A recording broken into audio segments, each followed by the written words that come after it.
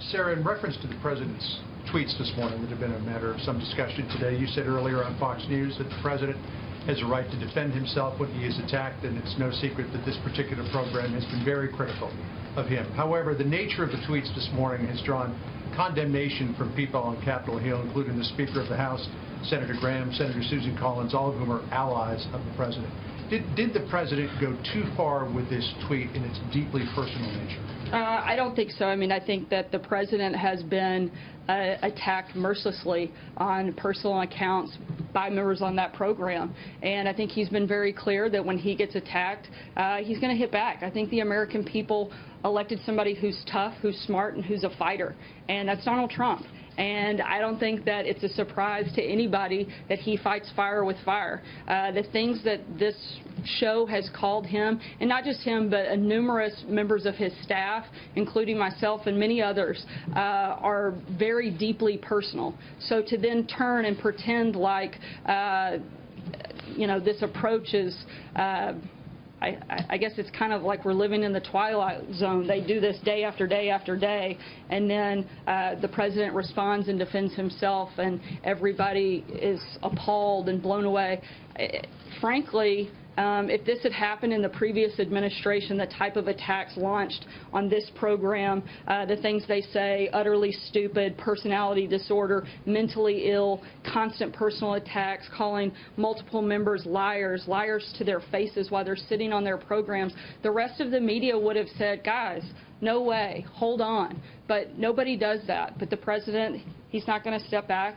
He's showed that, and that's exactly what it is today. If I could just follow on that, Sarah, if I could just follow on that. A couple of the criticisms from supporters of the president have been that this particular tweet was beneath the dignity of the office. Where does the president draw that line on the dignity of the office? Look, I think that he shows that every day in the decisions that he's making, the focus and the priorities he's laid out in his agenda, but he's not going to sit back and be attacked by the liberal media, Hollywood elites, and when they hit him, he's going to hit back. Meanwhile, Senate Republicans scrambling to draft a new health care bill before the 4th of July break, as Majority Leader Mitch McConnell works to win over GOP holdouts. Joining us now to discuss is Ronna McDaniel, Republican National Committee Chairwoman. Thank you very much for talking to us. I would love to start this segment out about health care, the travel ban, let's see, the camera, on camera, off camera, White House press briefings that we're about to air for you live. But instead, I got to start with the president's tweets, and I know that this probably makes you cringe a bit, but I have to read them, and then I need your reaction. And here's one of them. I heard poorly rated Morning Joe speaks badly of me. Don't watch anymore. Then how come low IQ crazy Mika, along with Psycho Joe, came to Mar-a-Lago 3 nights in a row around New Year's Eve and insisted on joining me? She was bleeding badly from a facelift. I said no. How does the GOP get their message out and work on their agenda when the president continues to send tweets like this one? And I mean, this one's bad. I mean, it gets personal. He's insulting a woman again. It doesn't look good. Well, let me just say the GOP and the president are completely focused on our agenda, because while we talk about tweets a lot, and I know that's the news story today, people in my state and across this country are under the threat of losing their health care, and they have insurers pulling out of the marketplace, and their premiums are doubling, and they're making a choice between, can I pay for health insurance or can I pay for rent? And this is frightening for them, and they want to see Washington get this done. So I understand you have to cover it today, but I think we should be covering health care. This shouldn't distract us from covering the things that Americans are focused on. Now let's look at Morning Joe and what they've said about the president since January. They've said he has dementia. They've said he's stupid. They've called him a goon. They've called him a thug. They've said he's mentally ill. They've said he's an embarrassment. This is the type of thing they say day after day for 2 hours on their network when they control the narrative and they push it out. And today the president acted like a human and he pushed back. And we can have a discussion as to who's right or wrong, but at the end of the day, We have to focus on the American people and who sent us here to lead and make their lives better. Listen, and that's what Republicans are going to do every day. Okay, you don't need to stoop to the level, obviously. I don't care who you are. You don't stoop to the level of that. I mean, that's like me scolding my 4-year-old for using a bad word and then me repeating it. That's just not how you run a country or you parent a 4-year-old. I mean, I have to be honest, you know, if you see this negative commentary on a show, change the channel, ignore it. I mean, that's what I tell my kids when somebody's mean to you. Don't fight back, just walk away. But it's more than that, Julie. Julie, I'm going to say, because I've been a daughter of a candidate, and I've been a niece of a candidate, and I'll tell you something, and you can have a discussion as to whether it's right or wrong, but I'm going to say, it's personal sometimes. When you see Kathy Griffin hold a beheaded head up, when you see a Shakespeare and her act in the was play, despicable, but I don't think that President Trump should then hold a severed head of hers up. But it's day after day. No, he shouldn't. Eye for an eye doesn't work here. It's day after. No, but it's day after day after day of this constant media. They are calling the President of the United States stupid, a goon, a thug, comparing him to somebody with dementia. Where has the outrage been on that? People used to call President Obama stupid. People used to call him a Muslim. People used to call him underqualified, a sellout to America, a hater of Israel. I mean, they called him every name in the book, but you didn't see him lash out. And I believe it is a human instinct, and I get it. I just think sometimes maybe less sensitivity and less human, and let's just focus on these issues here. You know, Bill Hemmer actually... Well, we do. We have to focus on the issues. You've got Kate's absolutely. Law today. I mean, there's so much writing you have a young woman who was on this White House killed right now. by an illegal immigrant who kept coming back to our country, and he was able to take this young woman's life. You have Kate's Law being passed today. You have sanctuary cities being addressed today. You've had veterans issues addressed. We're getting the veterans taken care of, and there's more accountability, and we're going to get them better health care. Now you have the Obama repeal in place. We need to focus on these things. And you have the choice as to what you cover, and I understand you have to cover this, and I appreciate you covering the issues that matter to the American people that are going to make their lives better. Absolutely. We try. But thank you very much for talking to us, Ronna McDaniel. Cosmopolitan magazine coming under fire for a recent article highlighting 7 women who could be America's first female president. The problem, no Republicans were included on the list. Instead, they named Senators Tammy Duckworth, Kristen Gillibrand, Kamala Harris, and Amy Klobuchar, and Elizabeth Warren, none of whom have been in the Senate longer than 6 years. The writer even including progressive public figures Sheryl Sandberg and Oprah Winfrey. National Review responding with a blistering editorial pointing to conservative women like Maine Senator Susan Collins, who's been in Congress for over 2 decades. Nikki Haley, a former governor and current U.S. ambassador to the United States, Condoleezza Rice, former Secretary of State, and Carly Fiorina, former Hewlett-Packard CEO and 2016 presidential candidate. You know, Governor, I have written for Cosmo magazine before, and I can't say that they're completely anti-conservative, but when you put a list together like that and you don't even include one conservative woman on it, what message does that send to the young Republican women in this country who may be reading this magazine? Well, I've posed for Cosmo, so I'm... That's an issue that did not sell. I mean, this is so expected that liberal publications tend to think that we don't exist, that conservative people, and in this case conservative women, don't exist, so they're just not going to list them. And I think it's unfair to their readership, it's unfair to America, but frankly it doesn't bother me because Cosmopolitan will have very little to do with electing the first female president. That's for sure. That's one, I don't know what their political influence is. Are you surprised by this, Kennedy? Oh, no. Good Lord, no. I mean, this stuff has been happening since the early 90s. But, you know, throw potentially half of your readers a bone because, believe it or not, like, maybe some of the young women who read your magazine grew up in conservative families. Maybe throw in a pro-liberty name in there. Or even Peggy Noonan. I love Peggy Noonan. No one ever talks about Peggy to be president of the United States. She's a fantastic writer. So each party is eager to pin the failure on the other, and who loses?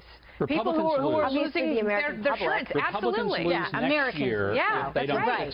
There's no American doubt about that. people lose. That's a better point. Politically, the Republicans lose, but the real losers indeed are the American people, many of whom will have expectations and hopes that they elected Republicans because they thought they would get something better, and if they don't, they're going to be justifiably angry when they go to the polls next year. So is it fair to say that you're open to the idea of working together, you just don't see that that's possible at this point in this political Working together would make sense if both sides would approach this differently. They're both approaching it horizontally. They're both looking at this as an issue of left, right, liberal, conservative, Democrat, Republican. That's the failure.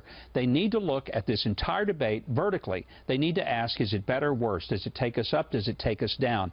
Health care is ultimately a pragmatic issue. It is not a philosophical issue. And if they take the philosophical bent out of it and quit making it a political football to see this is more conservative because it cuts cost, or this is more liberal because it adds cost. The question is, what is our end game? That's what I don't hear anyone say. Yeah. What is the ultimate purpose for this? And that's where Republicans could take the lead and say this is how we want to end up. But where do you blame that leadership? Do you put this at the news of Mitch McConnell? Who ultimately do you think is responsible for this? I think it's a combination of both McConnell and Ryan. They've had 7.5 years to start working on this, and they shouldn't be now scrambling around for it. You know, you can say, well, the president, and certainly he's going to have an increasing level of responsibility, but I think, you know, he's been president 6 months barely, so you can't expect him to have it all figured out just yet. But I'm going to say once again, I don't think Washington can or will fix this. Punt the ball, give it to the 50 states. But let's not forget, if we don't get this done, what happens to tax reform? What happens to that infrastructure bill? I mean, there are consequences to not getting this done. They should have done those two things first. Those were less complicated. Those were less controversial. They should have approached those first, had the victories, and then go to health care. It sounds pretty pessimistic. They are still trying, but feeling like there's a lot of negotiation ahead.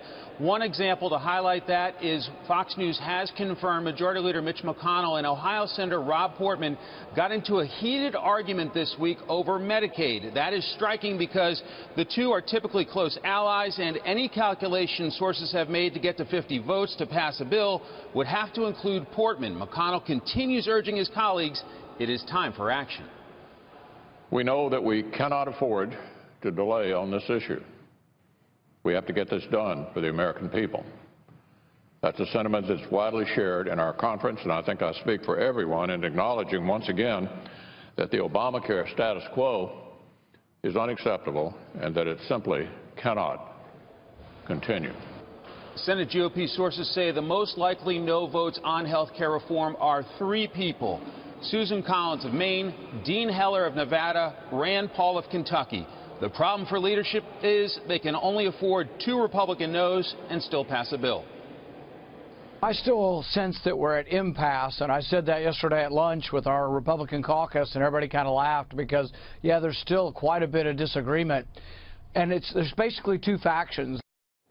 At this point, I am hearing that senators are due to leave town for the holiday recess later today. Bill? Wow. Are Democrats hopeful of turning the page on this Republican-led effort? What are they saying, Mike? Well, they certainly are, Bill, and you've got the Senate's top Democrat essentially calling on President Trump, saying, let's get all 100 senators around the table and talk about your health care priorities. It would focus about what you, Mr. President, have talked about in your campaign: lower costs, better health care, covering everybody, not on tax cuts for the rich, not on slashing Medicaid. One top GOP senator told me they took 3 steps forward on health care reform on Tuesday, 2 steps back yesterday. Today, we'll see. Bill? Well, we shall indeed. Thank you. Mike Emanuel there on the Hill. There were a few tweets that went out earlier today, and I want you to react to this, okay? This was a suggestion about some folks at MSNBC on a morning program there. Here's what he said. I heard poorly rated Morning Joe, referring to Joe Scarborough, speaks badly of me, don't watch anymore. Then how come low IQ crazy Mika, meaning Mika Brzezinski, the co-host, along with Psycho Joe, came to Mar-a-Lago 3 nights in a row during New Year's Eve, around New Year's Eve, and insisted on joining me. She was bleeding badly from a facelift. I said no. What is the White House saying about why that went out today? Look, I don't think that the president's ever been someone who gets attacked and doesn't push back. There have been an outrageous number of personal attacks, not just to him, but to, frankly, everyone around him. People on that show have personally attacked me many times. This is a president who fights fire with fire and certainly will not be allowed to be bullied by liberal media and the liberal elites within the media or Hollywood or anywhere else. I get it, but is that necessary? Look, I think what's necessary is to push back against unnecessary attacks on the president, both personally. I've seen far worse things come out of that show, again, directed not just at the president, but everyone around him. Personal attacks, mean, hateful attacks. And again, this president isn't going to sit back and not push back, and he's going to fight fire with fire, and I think that's exactly what he did I've heard today. that from you, and I've heard that from him, but it just seems like it is entirely more personal than it needs to be. And I'm wondering if you want to address that. I think I have addressed that as much as I can in terms of the president, again, isn't going to be somebody who's bullied and allows people himself and those around him to be personally attacked. He would argue that he's always going to punch back and he's not going to fire the first shot, and perhaps he feels the criticism toward him is unwarranted. I mean, the outrageous attacks that take place on that show day in, day out, not just at the president and not against his policies, not against things that he's pushing, but they're personal, and they're not just directed at him, but again, everyone around him. I've been called a lot of names on that show that don't have anything to do with my beliefs or ideology or policy, but they're personal attacks. Is there something we need to know more about this relationship? Not that I'm aware of. I couldn't speak to anything. There is no there. backstory that has not become public that would lead him to choose this wording? I honestly wouldn't. I'm not aware of any extra backstory on that front.